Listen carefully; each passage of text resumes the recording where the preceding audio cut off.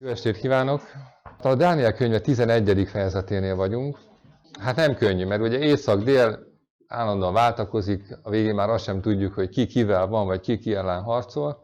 Hát mégis azért próbáljunk ma este valamit ebből az egész nagyon hosszú és nagyon bonyolult szakaszból kihámozni.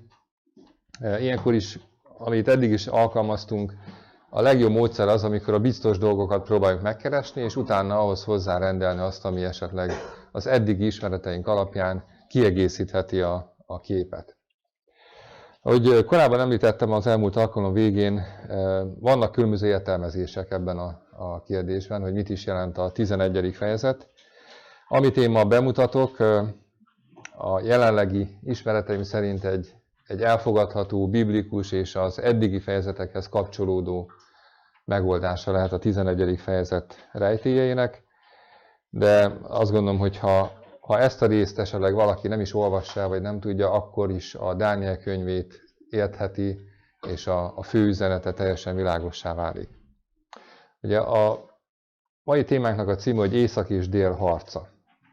A 11. fejezetet, ha áttekintjük, így előjáróban, akkor néhány részre azért fel lehet bontani, ami segít majd a későbbi értelmezésben.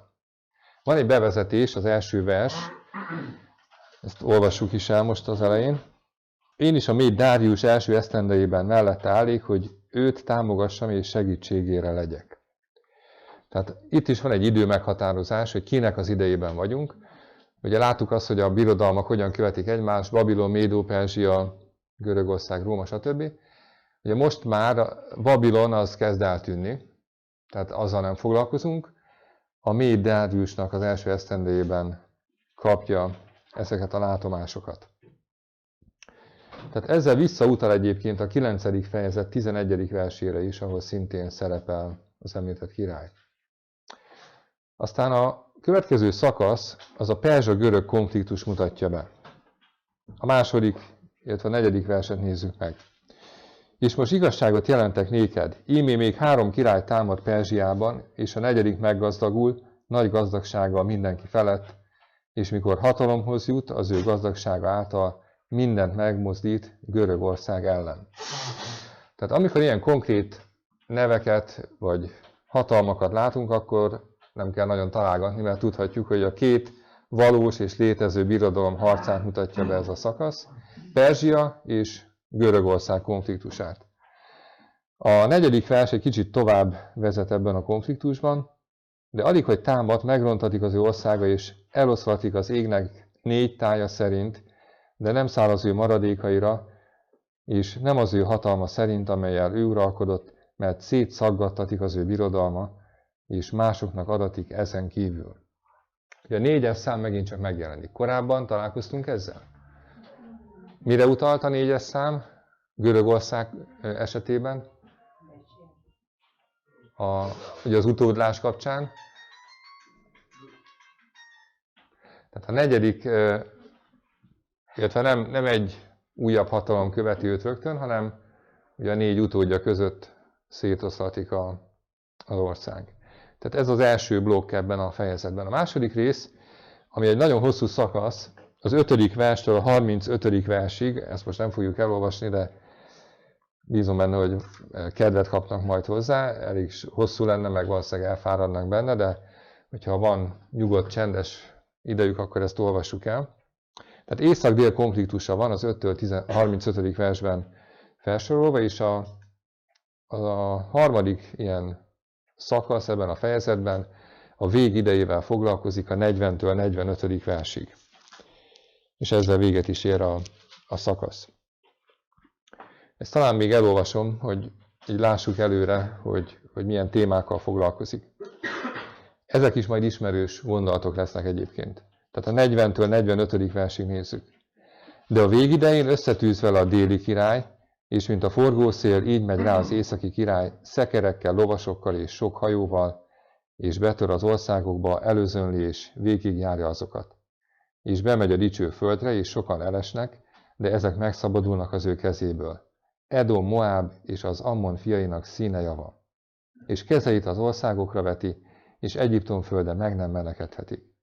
És ura lesz Egyiptom arany és ezüst kincseinek, és minden drágalátos javainak, líbiabeliek és szerecsenek is lesznek az ő kíséretében. De megriasztják őt napkelet és északról való hírek, napkeletről és északról való hírek, és kivonul nagy haraggal, hogy elveszessen és megöljön sokakat. És felvonja az ő sátor palotáját a tenger és a dicső szent hegy között, és végére jut, és senki sem segít rajta.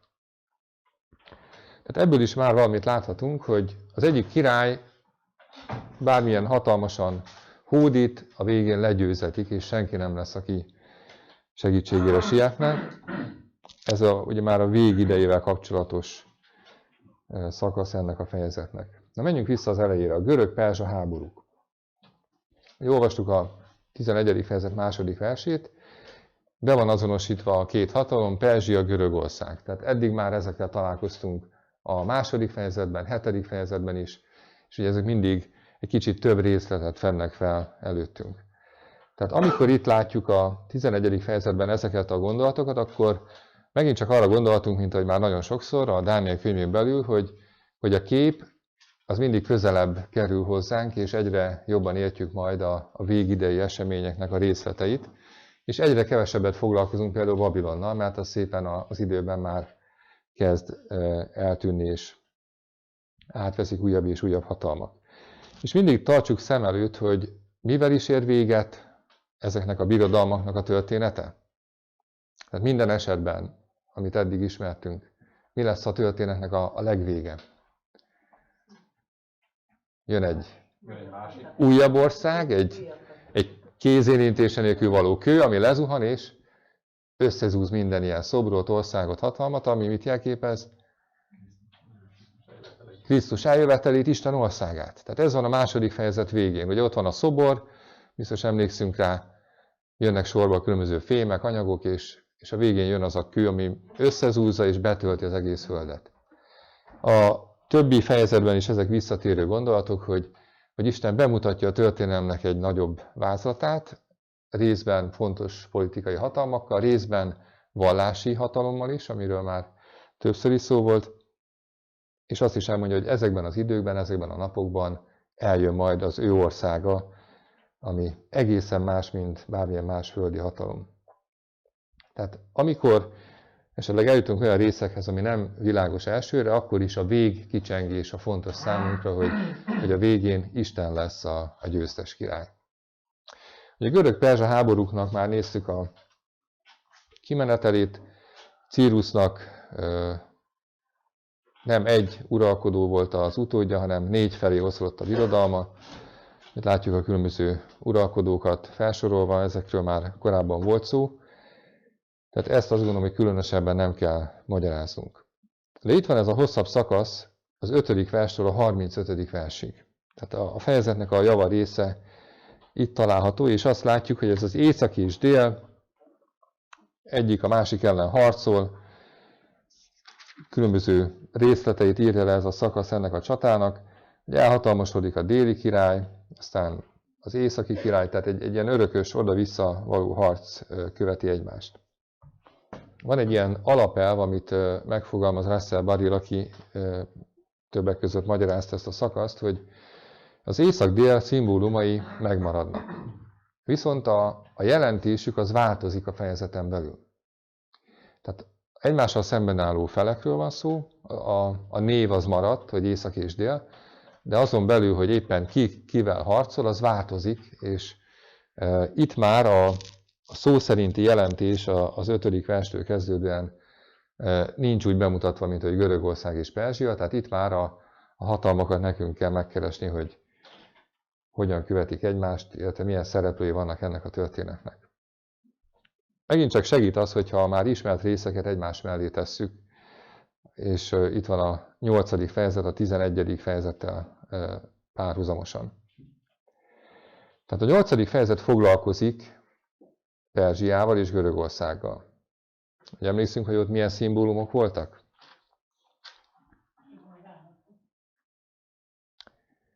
Ugye van egy kos és egy kecskebak, amik egymással harcolnak, és itt is megnevezi a Biblia, hogy ezek Görögország és Perzsia.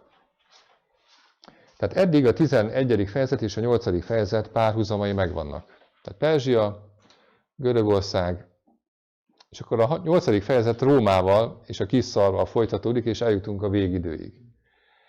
Tehát azt gondolom, hogy ez lehet a kulcsa a 11. fejezetnek is, mert ugyanezt láttuk a 2. és 7. fejezet esetében is, és most úgy tűnik, hogy a 8. fejezet segít megérteni nekünk a 11. fejezetnek a főbb szereplőit. Na most akkor tegyük egymás mellé ezeket a részeket, és hát legalább ezt a néhány szakaszt olvassuk el. Tehát nézzük akkor a 8. fejezet 8. versének a második felét, és a 9. vers első felét. Tehát ez az A meg a B ezt jelenti, hogy a B a szakasznak a második fele, az A pedig az első része. Ugye ez azért lehet néha ilyen szerencsétlen, mert a számozás az utólagos volt a Biblia megírásakor, tehát eredetileg nem voltak sorszámok, ez csak később került bele, hogy könnyebb legyen megtalálni egy-egy gondolatot. Jó, tehát 8. fejezet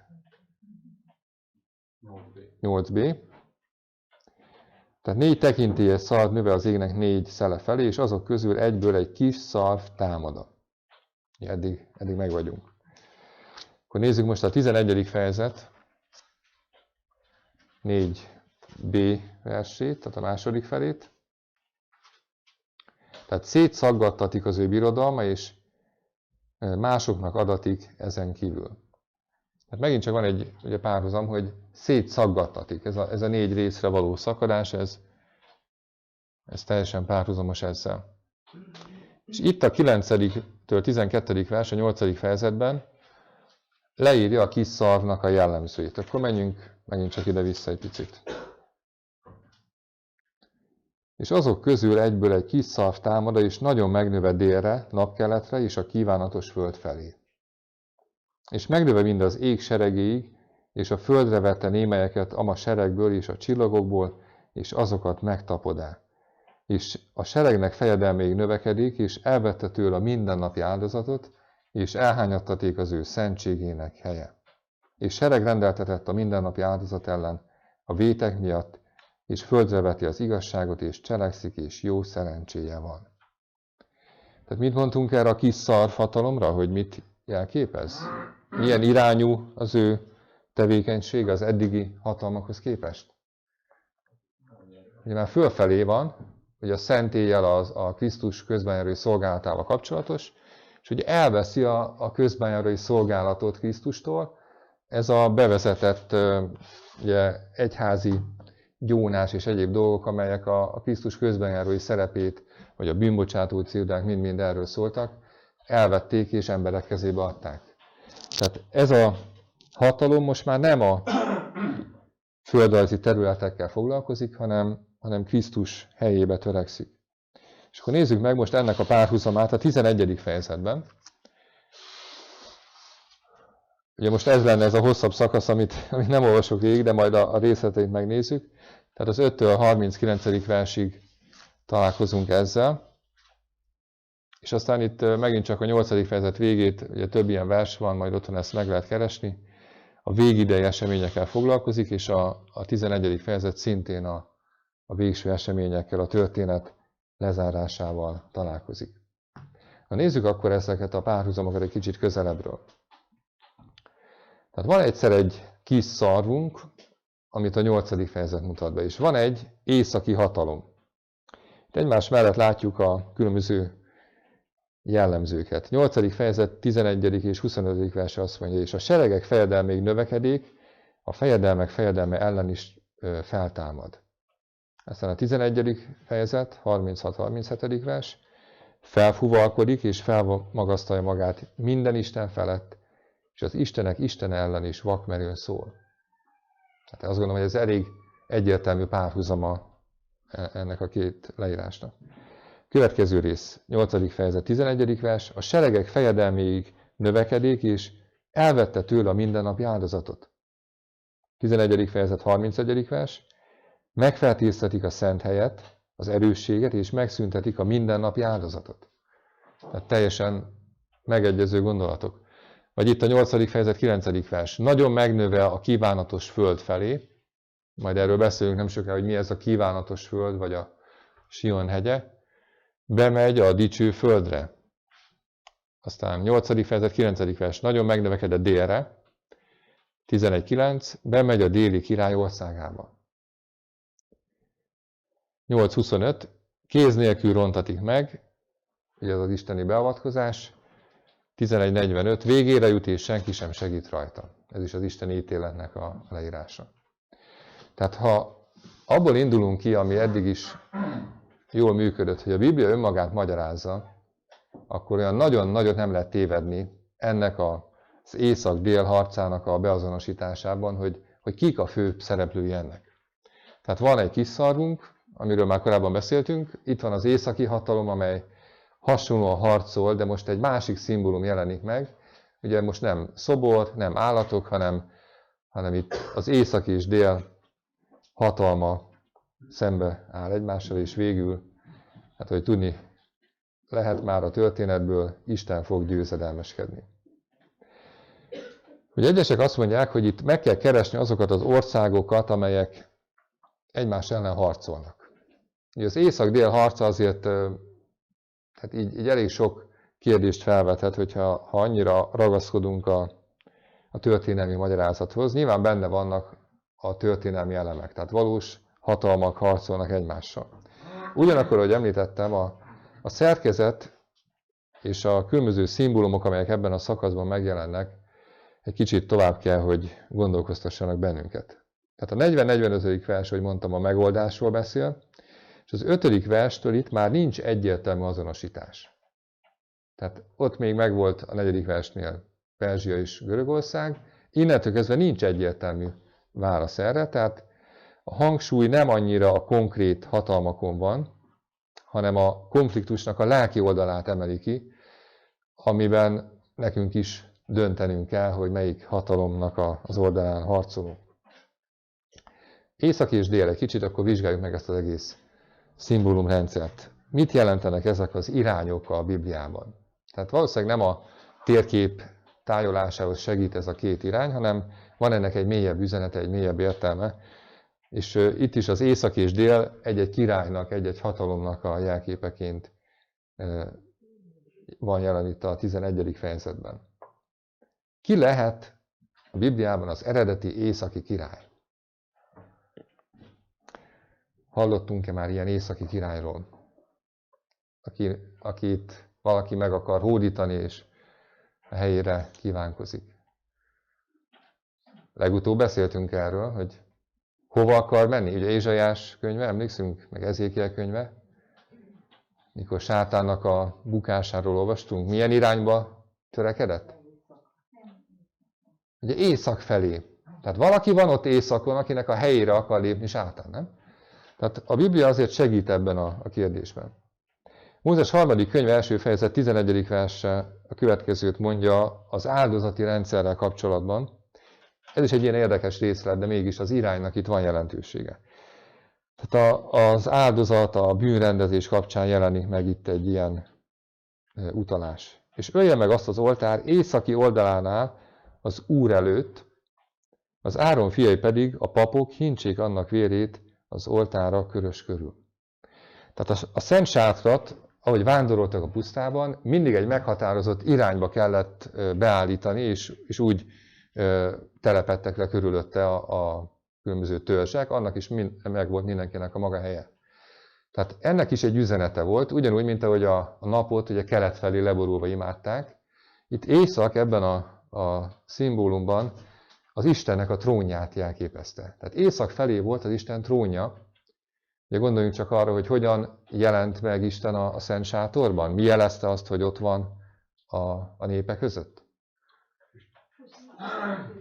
Ugye egyrészt a sátoron belül volt egy olyan hely, ahova nem mehettek be az emberek, de ott volt a szövetség ládája, a kegyelem trónusa, ugye a kérubokkal, és ott jelent meg Isten dicsősége, a sekina, tehát az a fényesség, vagy az a felhő, ami aztán időnként felemelkedett, és tovább kellett menni.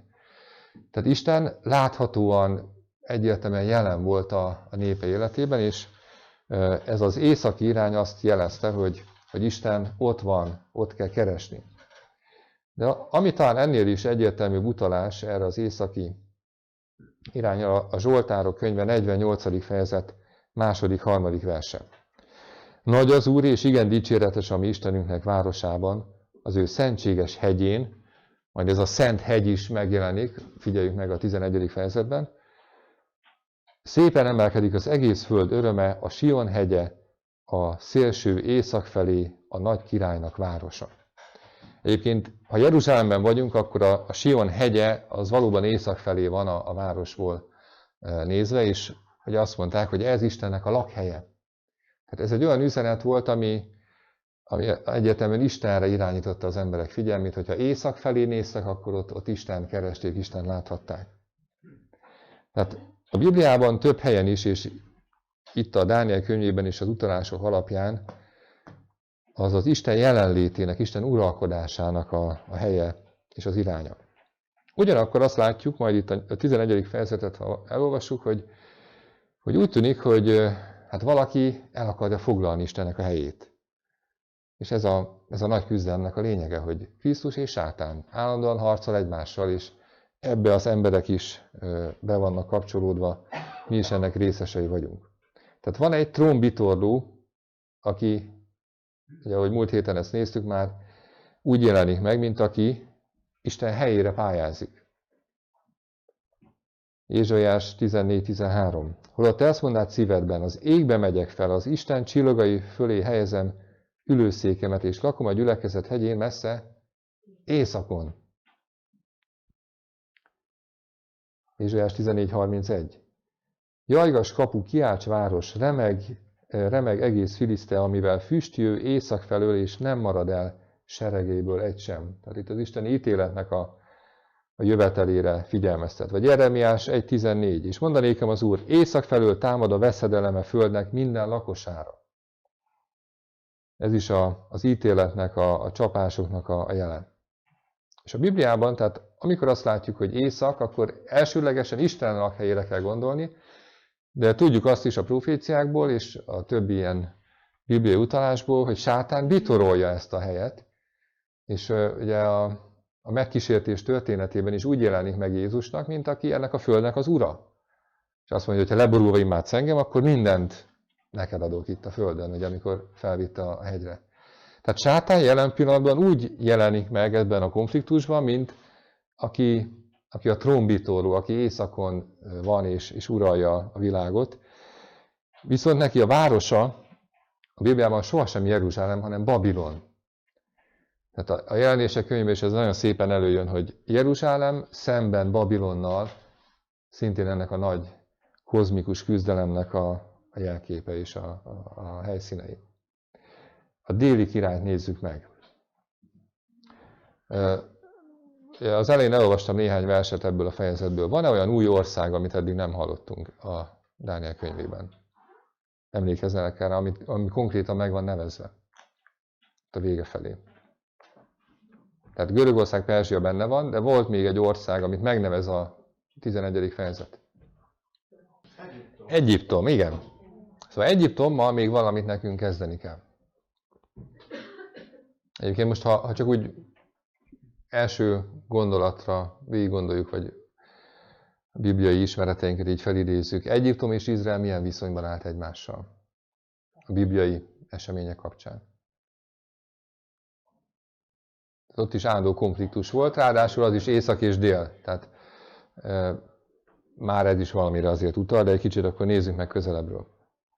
Tehát a dél, és ugye Izrael szempontjából kell megint csak gondolkodni, ugye Egyiptom ott volt alattuk, onnan szabadultak ki a fogságból. Dél az a bibliai hagyományokban az Isten nélküli ember hatalmát jelképezi. Tehát az egyiptomi utalásban és az egyiptomi történetekben a fáraó az mindig valami olyan istenként jelenik meg, ami az Isten és ember hatalmának valami keveréke. Tehát istenként tisztelték, és ugye a piramisok is ennek a tanúbizonysága, azok ugye a fáraóknak a sírhelyei. És hát ugye oda vittek magukkal szolgahadakat, meg mindent a túlvilági életnek a kényelme kedvéért. Tehát ugye Egyiptomban ezt nagyon komolyan vették a fáraónak ezt az isteni hatalmát. Ugye ha belegondolunk a mózesi történetbe, akkor mit válaszol a fáraó, amikor Mózes azt mondja, hogy engedd el az én népemet? Hát kicsoda az Isten? Tehát ki vagy te, vagy ki a te Istened, hogy ilyen kéréssel jössz elém? Tehát ő teljesen úgy viselkedett, mint aki a világnak az ura és isteni hatalommal bír. Tehát ott is az Istenek harcáról volt szó igazából, hogy Egyiptom istene, vagy Izrael istene, aki hatalmasabb és győzhet majd ebben a történetben. És hát ugye tudjuk a végét. Tehát van egy Egyiptomra való utalás, viszont Egyiptom eddig nem jelent meg a különböző országok sorában.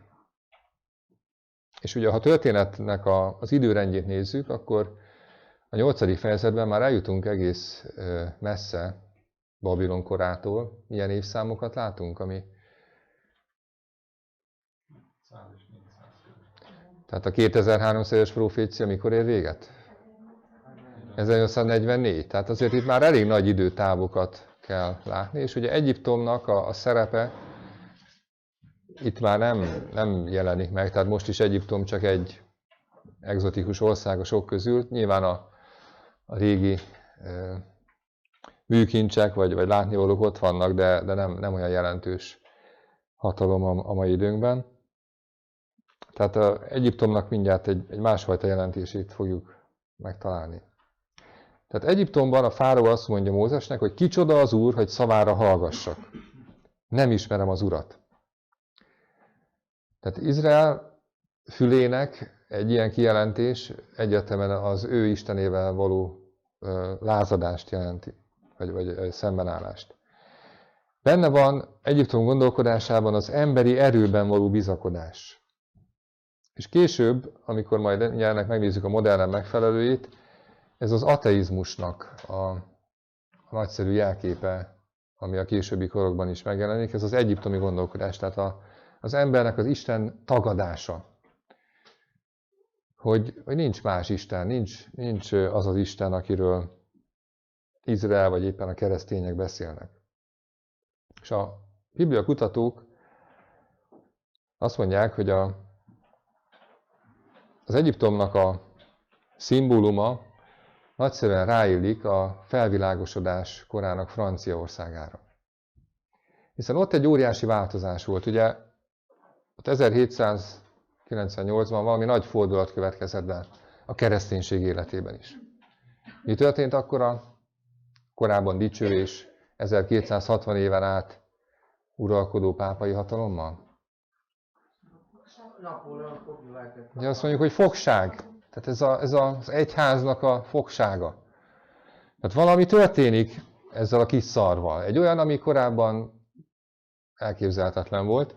És jön egy újfajta hatalom, ami most már nem annyira, vagy nem is itt Franciaország a lényeg, ugye onnan indult igazán ez a gondolkodásmód, de maga az emberi uralom, vagy a humanizmus, meg minden, ami köré párosult, ez azt hozta, hogy lehet élni Isten nélkül is. Lehet találni az életnek olyan értelmet és magyarázatot, amiben nincs benne Isten. És tehát ez az Isten tagadás eszméje, és Egyiptom egy nagyon szép párhuzamot mutat. Tehát a Dániel könyve nem Franciaországról beszél, meg nem is ez a lényeg, hogy most ilyen konkrét országot megnevezzünk, de az egyiptomi gondolkodás, az Isten tagadásnak a lelkülete az igenis ott van, és ez felismerhető. Hadd ajánljak egy könyvet, itt az elmúlt alkalommal azt hiszem néhány könyv ki is lett ebből osztva, vagy nem tudom hány példány jutott belőle. Ez a Nagy küzdelem, Ellen White-nak a Nagy küzdelme. Ezt a könyvet már vagy 150-60 évvel ezelőtt megírta, és én hiszem azt, hogy Isten neki olyan dolgokat megmutatott, amit másnak nem, de teljesen jól illenek az ő meglátásai az általunk ismert bibliai magyarázatokhoz. És azt mondja ennek a könyvnek a vége felé, és ezekről bővebben lehet egyébként majd olvasni, hogy a bibliai történelemben jelentkező nemzetek közül a legvakmerőbben Egyiptom tagadja az élő Isten létezését, és szállt szembe parancsaival. Egy uralkodó sem mert Egyiptom királyánál nyíltabban és fölényesebben fellázadni a mennytől tekintély ellen. Amikor Mózes az Úr nevében átadta az üzenetet, a fáraó kevélyen válaszolt: kicsoda az Úr, hogy szavára hallgassak, és elbocsássam az Izraelt. Nem ismerem az Urat, és nem is bocsátom el Izraelt. Ez Isten tagadás. Az Egyiptommal jelképezett nemzet hasonlóképpen megtagadta az élő Isten kívánalmait, és hasonló hitetlen és kihívó magatartást tanúsított. Tehát ami egy új dolog ebben a korszakban, az mindenképpen az Isten tagadásnak a hatalma. Tehát a kereszténységnek már nincs befolyása. Olyan, mint korábban volt, egyáltalán nem jellemezhető. Nagyon lassan, nagyon nehezen tér észhez. Most látjuk egyfajta felemelkedését a keresztény befolyásnak, de ez még nagyon messze van attól, amit az 1260 éves időszakban láthattunk. Tehát akkor már egy kicsit közelebb vagyunk ugye a jelképekhez. Van egy északi király, aki Isten eredetileg, az ő helyét sátán próbálja elvenni és bitorolni. Látunk egy újabb hatalmat, ami Egyiptomban van bemutatva, jelképezve, ami az Isten tagadásnak egy újabb korszaka, és egy modernkori megfelelője, ami a francia forradalomtól eredeztethető, és hát ennek a hatását még a mai napig mindannyian érezzük. De ott van még egy másik érdekes szimbólum, ez a Szent Hegy, a Dicső Hegy, vagy Sionnak a hegye. A Dániel 11. fejezet 45. verse azt mondja, és felvonja az ő sátor palotáját a tengerek és a dicső Szent Hegy között, és végére jut, és senki sem segít rajta. Tehát ez a hatalom, amiről itt olvasunk, a Szent Hegyet akarja elfoglalni, bitorolni, de végül ez nem sikerül neki. A Zsoltárok könyve 48. fejezetéhez, ha visszamegyünk, akkor nézzük megint csak ezt a Szent Hegyet, vagy a Sion hegyét. Nagy az Úr, és igen dicséretes a mi Istenünknek városában, az ő szentséges hegyén. Szépen emelkedik az egész föld öröme, a Sion hegye, a szélső észak felé a nagy királynak városa. Tehát Dániel idejében a dicső Szent Hegy, vagy a Sion kifejezés, az a földrajzi hely mellett igazából a népre, Isten népére, a szövetséges népére utalt. Tehát így jelenik ez meg. Tehát ma is, amikor azt mondjuk, hogy Budapest, akkor ebben benne van az egész Magyarország is. Vagy azt mondjuk, hogy üzenjünk Brüsszelnek, akkor ott nem a brüsszeli lakosokra gondolunk, hanem annak az egész hatalomnak a gondolatára, meg minden, ami ott van. Tehát itt is Sion hegye, az több, mint egy földrajzi hely, ebben benne van Isten népe. Tehát itt emberekre gondolunk. Viszont itt megint csak van egy kis bökkenő. Ugye, ha időben megint csak keressük ennek a történetnek a végét, akkor azt látjuk, hogy itt már nem Dániel korában vagyunk, hanem egészen eljutunk az újabb időkig, 1844 utáni időkig. És az Új Szövetségben Izrael népének azért van egy egészen más jelentése, mint amit korábban ismertünk. Ugye volt már a 2300 éven belül egy kisebb proféciai szakasz, ami a zsidó népre vonatkozott. Ez hány évre szóló jövendőlés volt? Aminek a végén Krisztus megöletik és keresztre feszítik? 490 év, igen, és ott a végén van egy kisebb rész, ami Jézus Krisztussal foglalkozik. Na most, ugye azt mondtuk akkor, hogy a zsidó népnek van egy bizonyos türelmi ideje. Tehát Isten azt mondja, hogy eddig tart a ti megbízatásotok, a kiválasztásotok. Utána viszont egy új korszak kezdődik, és Pál apostol erről így beszél a római levélben, például a 2. fejezet 28-29. verse azt mondja, mert nem az a zsidó, aki külsőképpen az, sem nem az a körülmetélés, ami a testen külsőképpen van, hanem az a zsidó, aki belsőképpen az, és a szívnek, lélekben nem betű szerint való körülmetélése az igazi körülmetélkedés, amelynek dicsérete nem emberektől, hanem Istentől van. Tehát mit mondunk akkor az újszövetségi időkben Izraelről?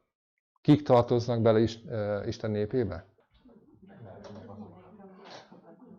Tehát nem a vér szerinti származás számít, nem az etnikai csoport, hanem a lelki Izrael, ami itt megjelenik. Tehát azok az igazi izraeliták az Új Testamentumban, akik Krisztus szövetségesei.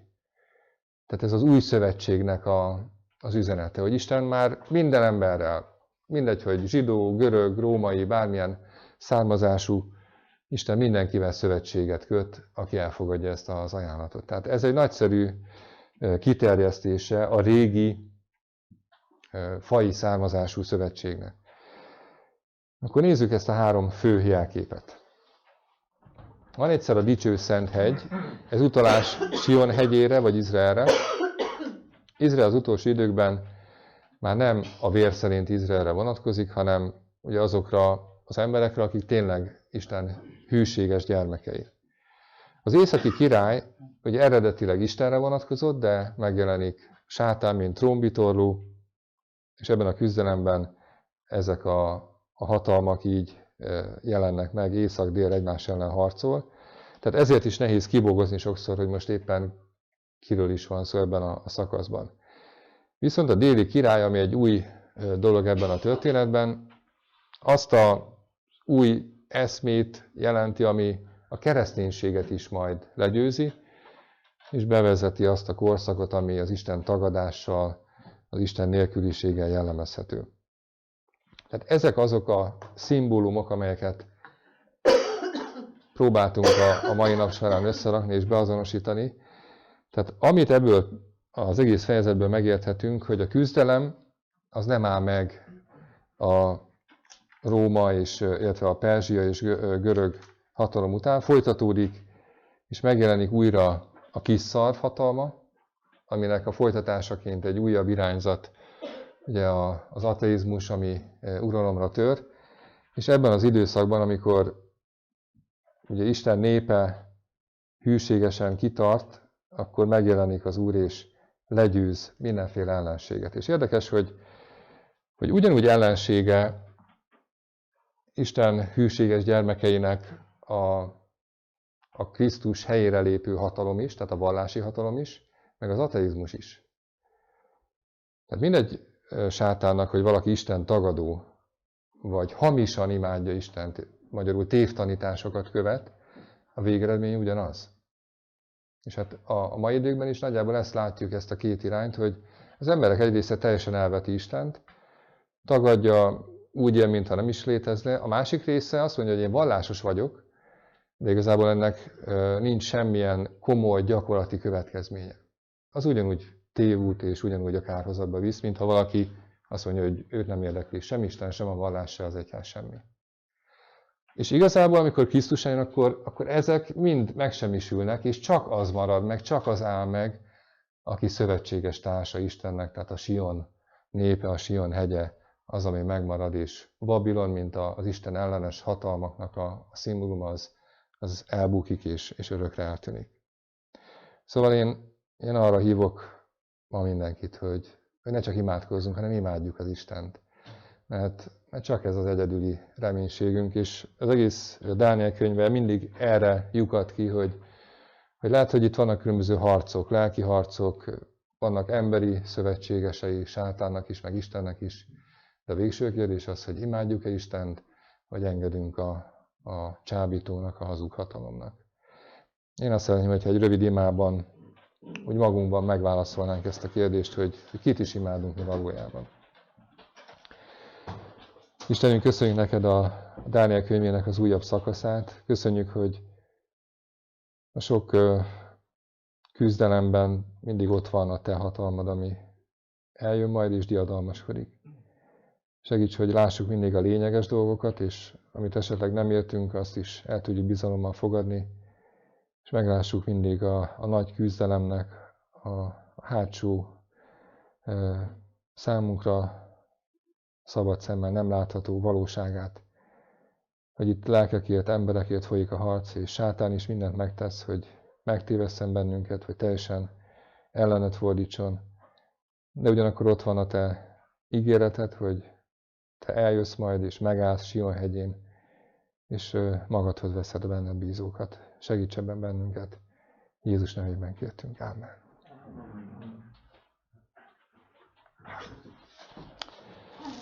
Hát a következő héten folytatjuk a tanulmányunkat, és eljutunk a 12. fejezethez, ami a küzdelemnek a végét jelenti. Itt vannak talán a legszebb ígéretek, nem csak a Dániel könyvében, hanem talán az egész Ószövetségben is, hogy hogyan ér véget majd ez a küzdelem, és tudjuk azt, hogy Isten fog diadalmaskodni.